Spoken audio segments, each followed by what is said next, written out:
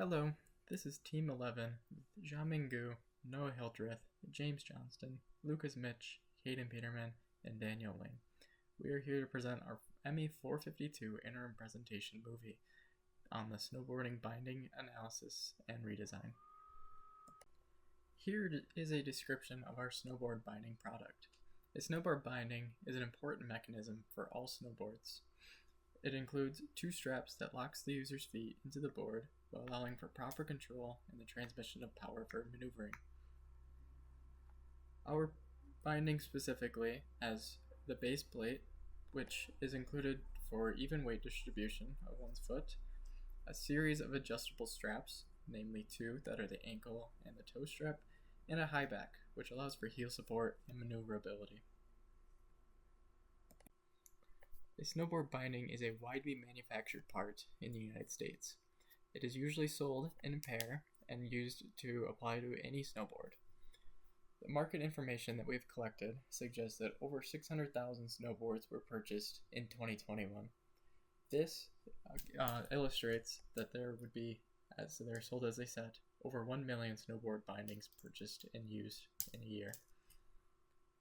For this snowboard binding, we have two very clear target markets. The first of which, our primary customer, would be snowboard manufacturers. The second would be individual snowboard owners. These two both share that they want a quality snowboard binding to apply directly onto their snowboard, whether they're doing their own repairs or applying for the first time. In particular, for our primary customer, it is sold directly into manual assembly for the greater product. It is usually better for a company to buy these in bulk, for which they can use different materials or assemble them all in one place. Individual owners, however, may need a set of one or two bindings, not necessarily sold in a pair. They may conduct their own repairs, and they may have their own ideas of which they need. In addition, these individuals could be of any skill level, and pros are who we would like to target with ours.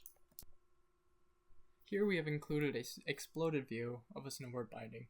This is the original design that we are working with, and it includes 34 parts in total. This includes the fasteners, and we note that the cab that we have been provided with was missing a few fasteners, and we have included those in the assembly as well. The buckles are noted to be one part each, and the ratchet system is also included to be its own part, even though there may be multiple parts that go into making it. We have a FAST that dictates the main functions of a snowboard binding.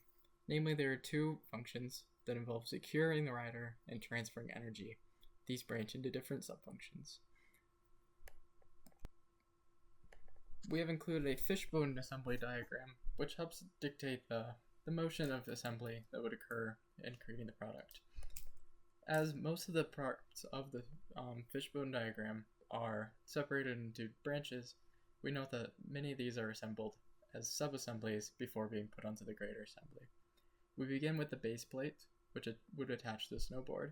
On top of the base plate, we have a footbed and a foot adjustment, and then we would add the toe cap, this toe strap, and the buckle. Next, we would add a ratchet system, and then the ankle strap, and then the buckle. Finally, we would add fastening straps for both the toe and the ankle, before including the back of the binding, which would be the high back with a clip base and a clip mechanism. Using some of the functives that we defined in the FAST earlier, we are able to create a function component mapping matrix. This details all of the functions that may be held by each individual part.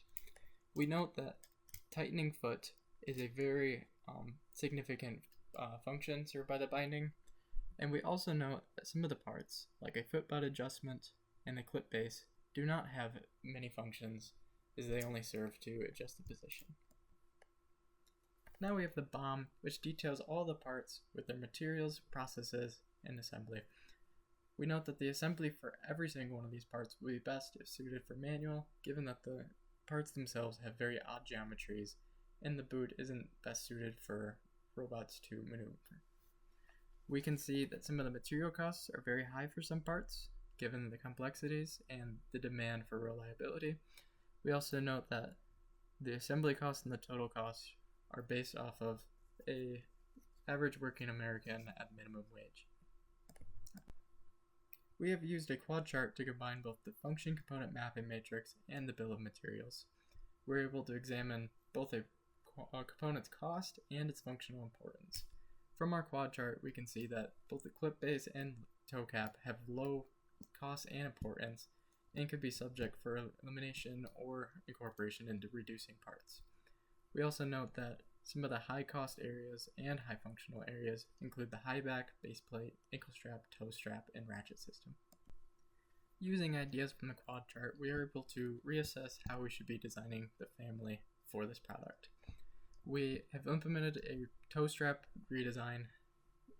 We've also implemented composite material application for more reliability and a simplified forward lean adjuster, which aims to reduce the clip base and clip mechanism complexity.